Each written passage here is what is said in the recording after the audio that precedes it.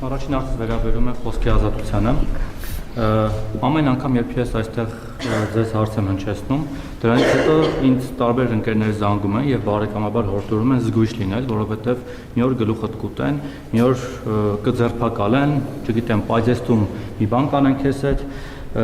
Ինչպես տեսնում եք, ես հիմա այստեղ եմ ողջ առողջ, ոչ ձեր կողքին, բայց ձեր առջև կանգնած։ Այս իմաստով, բայց սա դեռ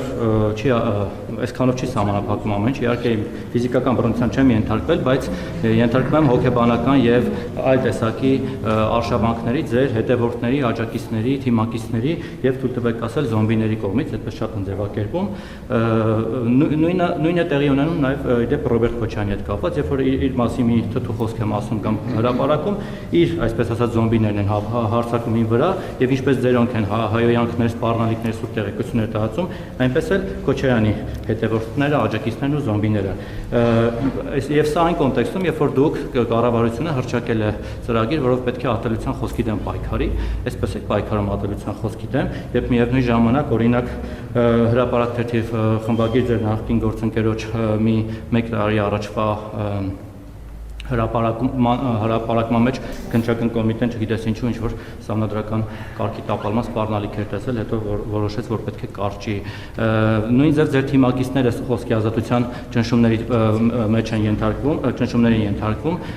2 օր առաջ ես հրապարակել էի իմ լրատվամիջոցում, որ ՔՊ-ի ներքին խմբում չաթում, չգիտեմ դուք այդ չաթում կաք թե ոչ, Վահագն անունով մի կուսակցական հանդգնել էր դժգոհել Ռոմանոս Պետրոսյանից եւ նրա ղեկավարացիից, որովհետեւ ժամեր շարունակ բարբերաբար իրենք լույս չեն ունենում եւ նրան սաստել էր Էդգար Հակոբյան անունով պատգամավորը եւ ստիպած նա հրաժարվել էր դուրս էր եկել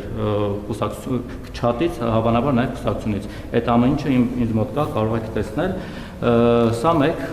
ինչպես եք վերաբերվում այս ամեն ինչի, ոնց եք պատրաստվում զսպել ձեր հետևորդներին, եւ երկրորդը, ուրեմն դուք անընդհատ խոսում եք Արցախի այսպես էջը փակելու մասին, բայց ես ուզում եմ հիշեցնել 2021-26 թվականների կառավարության ծրագիրը, իդեպ այդ մասին գրառում եք կատարել ձեր նախկին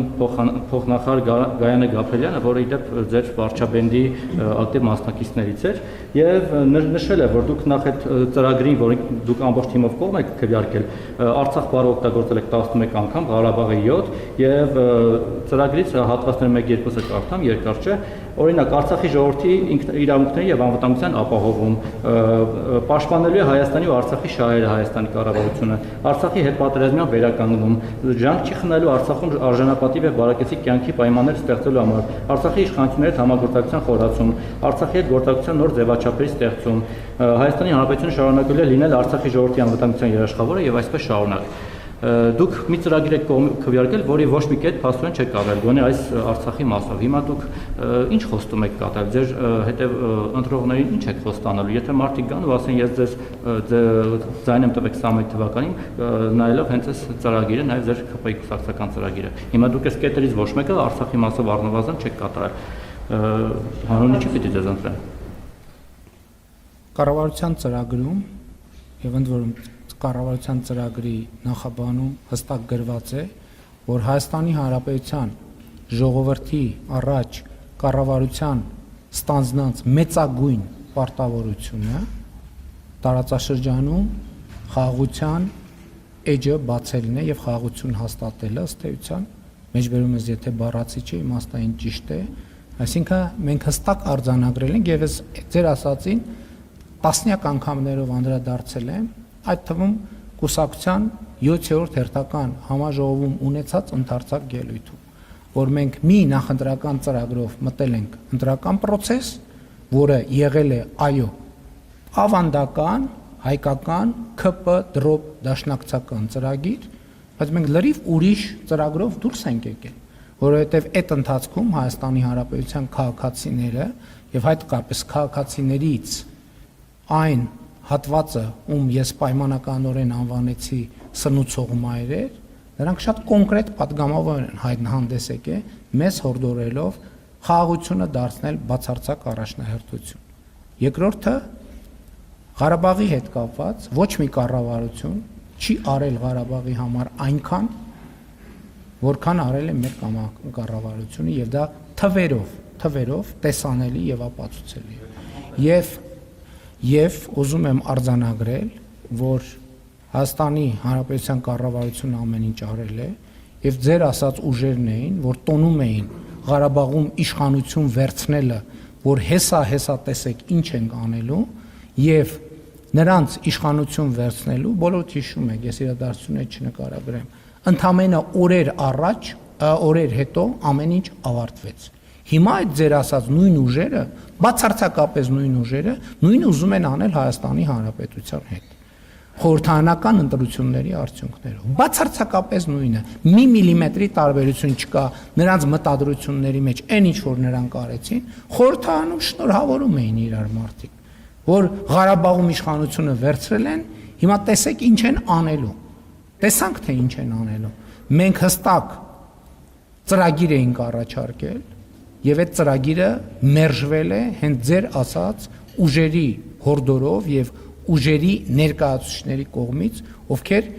Լեռնային Ղարաբաղում ստանձնել էին իշխանություն։ Եվ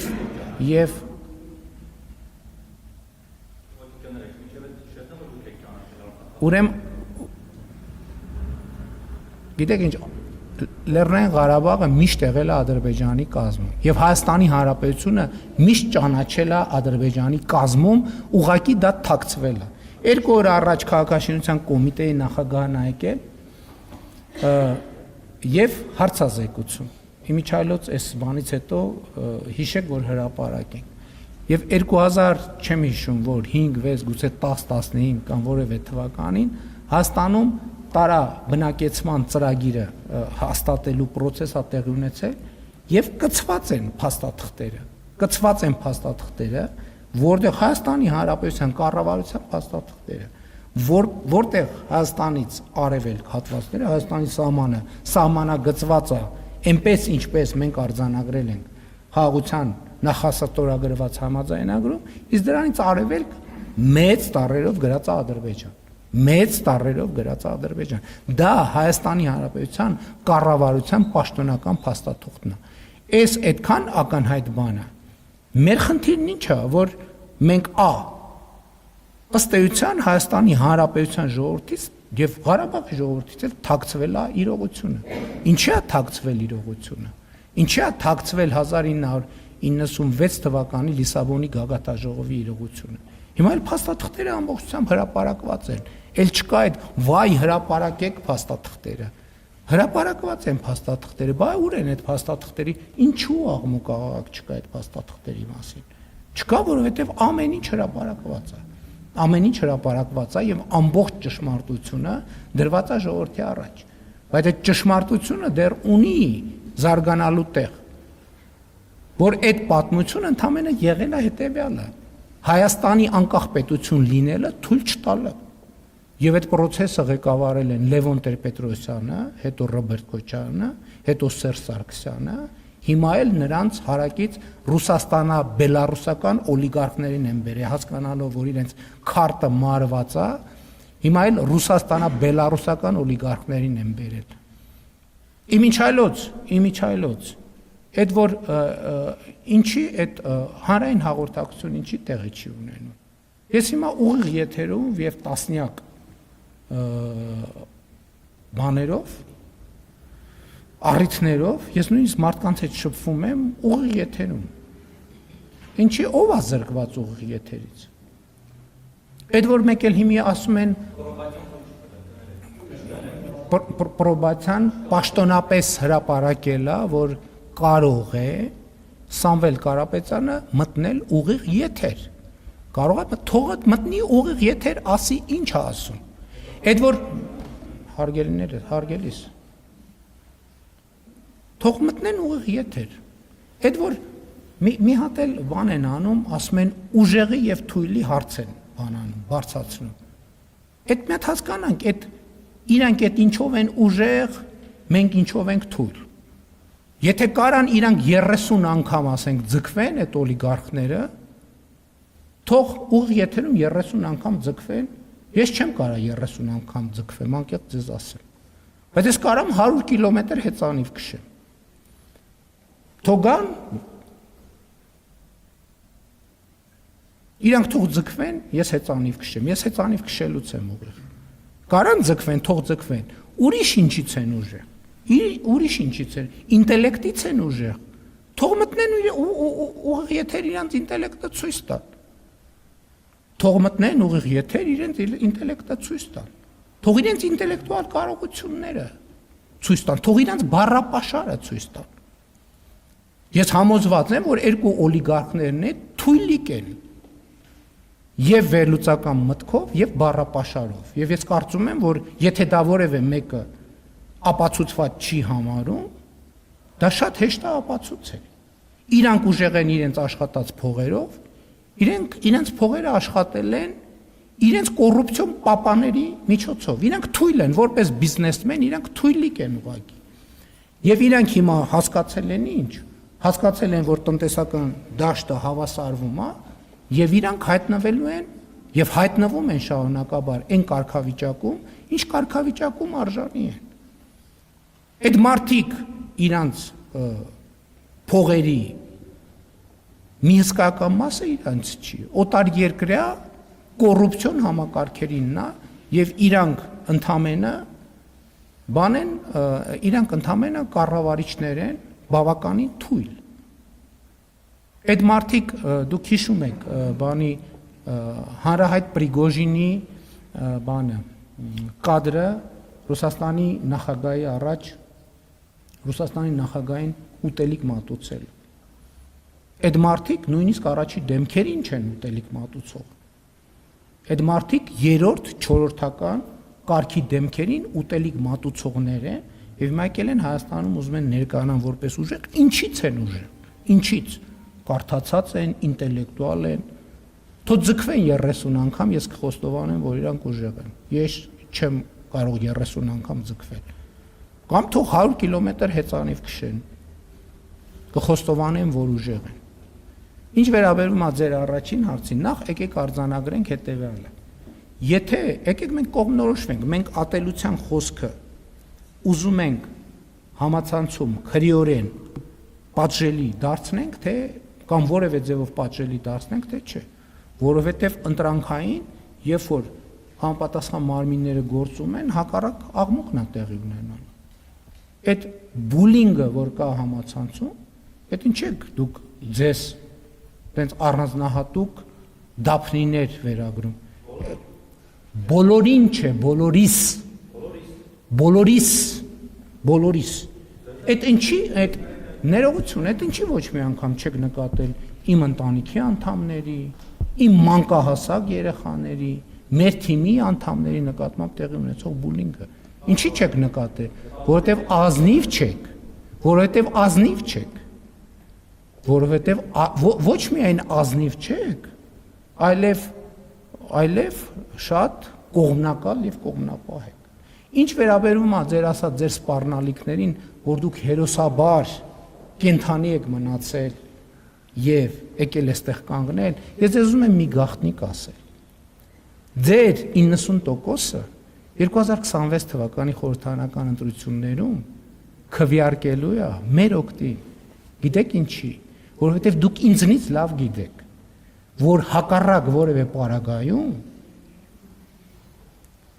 այդ այսօրվա ընտրանքի իշխանություններից որևէ մեկի պայմաններում ձեզ այս նույն գործունեության համար սպառնում է հաշմանդամություն առնվազն։ Դուք դա ինձնից լավ գիտեք եւ ես ձեզ բոլորիդ վերաբերվում եմ որպես մեր ընտրողի։ Դուք չեք կարող ուղղակի 2026 թվականի խորհրդարանական ընտրություններում մեր օգտին չքվեարկել, որովհետեւ հակառակ դեպքում դուք մինիմում մնալու եք անգործ, մաքսիմում ձեզ սպառնում է հաշմանդամության գուցե թեթև, բայց կար եթե շարունակեք օգտվել այնպես ձեր խոսքի ազատության իրավունքից, ինչպես հիմա եք օգտվում։ Ինչ վերաբերում է կոնկրետ դեպքերին, ելի ուզում եմ արձանագրել, որ գիտեք ինչ, ասենք մարդկանց ես աղմուկա, աղաղակա, ինչ որ հետապնդում են, կալանավորում են, հետաքրքրվում եմ, ինչ է տեղի ունեցել։ Պարզվում է տեղի ունեցել այդ հայտարարությունն եմ անում։ Պարզվում է տեղի ունեցել հետևյալը, մարդուն հրավիրել են ասելու, որ վարույթը կարճվում է։ Հասկանում եք, օրենք կա, պետք է մարդուն տեղեկացնեն, որ վարույթը կարճվում է, ընթացակարգ կա։ Երկրորդը ասում են, որ բանակ, խախայցով դիմելա դատարան։ Այսինքն դուք մտածում եք, որ կարա որևէ լրատվամիջոց գրի, որ Հայաստանի Հանրապետության վարչապետը աշխատակցի հետ ակնարկ անի, որ Հայաստանի Հանրապետության վարչապետը աշխատակցի հետ իր սենյակում ինտիմ հարաբերություններով զբաղված ու դա պետք է մնա անարձակակ, ձեռ եք առնում։ Ու դուք խոսում եք արժեքների մասին։ Այդ մարդիկ են, որ չգիտես ում սենյակում, ում հետ ինչով են զբաղված, ուզում են ինձ անձի հարց չի ստեղ։ Ստեղ կարգավիճակի, այսինքն դուք ուզում եք ասեք, որ ես Հայաստանի Հանրապետության վարչապետի կարգավիճակը եւ Հայաստանի Հանրապետությունը չեմ հարգում, մտքներով է չանցնի։ Օրինական բոլոր ձևերով կստիպեմ, որ դրա հետևանքները կրի ով ուզում է լինի, որովհետեւ ինչպես հայտնի հերոսն է ասում, за державу обидно։ Ես անձնական խնդիր չեմ լուծում։